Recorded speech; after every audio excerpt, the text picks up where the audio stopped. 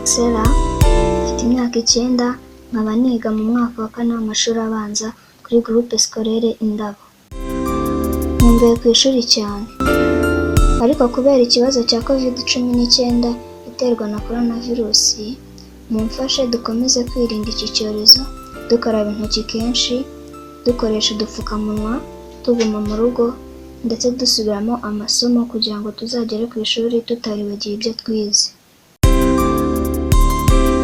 Ahandi nanjye ni mu rugo. Inzu yacu ifite inkuta zisize irangi ry'umuhondo, amabati yayo aratukura, naho inzugi n'amadirishya bisize irangi ry'umweru. Ibikoresho dukoresha mu rugo ni byinshi kandi bifite amabara atandukanye. Amasahani n'umweru, ibikombe bitukura, iby'icyatsi n'iby'ubururu.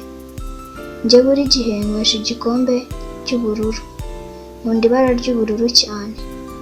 Amajerekani dukoresha afite ibara ry'umuhondo. Amabase dukoresha mu rugo afite ibara ry'ubururu. Imyenda abo tubana bambara ifite amabara atandukanye. Amapantaro y'umukara n'ubururu, amakanzu atukura, ay'umukara n'umweru, amashati y'ubururu, umuhondo n'icyatsi.